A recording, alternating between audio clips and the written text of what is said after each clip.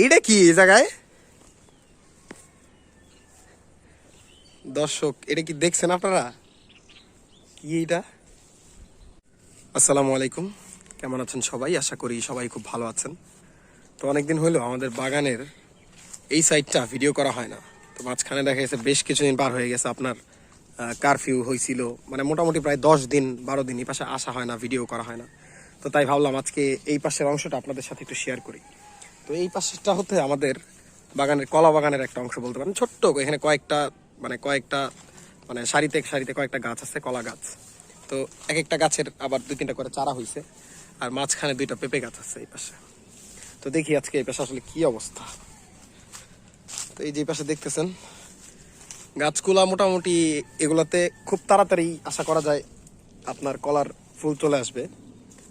তো এই দেখেন, এখান থেকে কেউ একজন কলার চারা নিছে, তো বলেই নিছে আম্মুকে। তারপর এই পাশ থেকেও একজন চারা নিছে একটা। আবার যে জিনিসটা আজকে দেখলাম এই পাশে এসে, সেটা হচ্ছে যে এই পাশের গাছগুলা নষ্ট হয়ে গেছে। ওই যে আমার বেশ কিছু গাছ এভাবে বাগানের এভাবে নষ্ট হয়েছে। এর মধ্যে এখানে প্রায় 6টা গাছ ছিল, দেখেন 1 2 3 4 5 6 6টা গাছের মধ্যে এই পাশের 3-4টা গাছই নষ্ট হয়ে গেছে, আর এই পাশের 2টা ভালো আছে। তো দেখা যাক এই পাশের 2টা ভালো থাকে কিনা। এটা আসলে এক ধরনের রোগ, তো এই রোগের কারণে আপনার এই গাছগুলোর এই সমস্যাটা হয়। তো এই যে এই পাশেও আমাদের গাছ আছে। তো এই পাশের আপনার যে গাছগুলো ছিল মোটামুটি, এর মধ্যে জাস্ট এই কর্নারেরটা বাদে, এই কর্নারের গাছটা বাদে মোটামুটি সবগুলা থেকে আমরা কলা খাইছি আর কি, কলা খাইতে পারছি। তো এই পাশে কিছু গাছ লাগানোর চেষ্টা করছিলাম। এই যে একটা ছোট্ট গাছ দেখতেছেন, এই যে এটা হচ্ছে আপনার ওই যে কিছুদিন আগে যে কলাটা কাটলাম ওইটার একটা চারা, ওইটা লাগানো হয়েছিল, মোটামুটি এত বড় ছিল।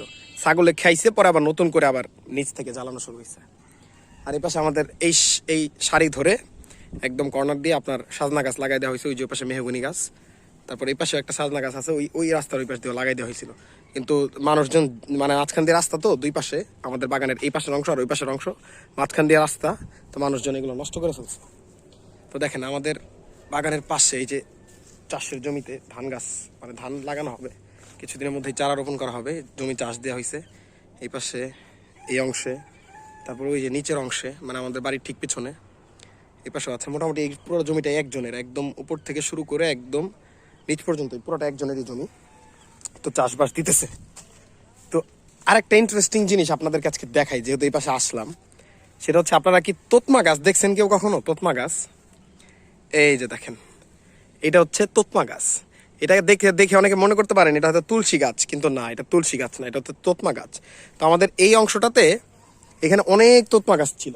তো পরবর্তীতে যখন এই পুরো পরিষ্কার করা হয়েছে, তো পরিষ্কার করার পরে কয়েকটা হয়তো চারা টারা রয়ে গেছিল, সেখান থেকে দেখেন এই যে এই পাশে কিছু জ্বালাইছে।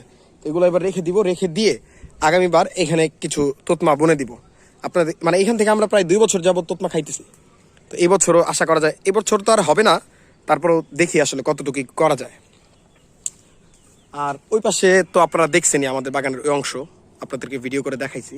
তো আজকে দেখি নিচে আব্বা আম্মু কাজ করতেছে, কি কাজ করতেছে একটু দেখি। তো এই যে দেখেন আবার এখানে একটা পেয়ারা গাছ বলতেছি, পেঁপে গাছ দেখছেন। এগুলো এই গাছ থেকে মোটামুটি ভালোই পেঁপে খাইছি আমরা। আম্মু কি করবা এখানে? এখানে লাউ গাছ লাগাবা? তো জাংলা না ভেঙে একদম একাকার হয়ে গেছে, এখানে কেমনে লাউ গাছ লাগাবা? এনে কি শুধু লাউ গাছই লাগাবা? এনে তো মনে হয় গাছ লাগাইছিল এর আগে।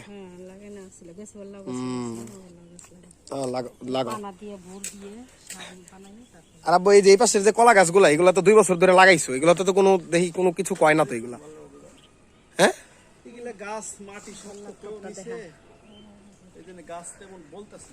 এইটা কি এই জায়গায় দর্শক, এটা কি দেখছেন আপনারা? কি এটা?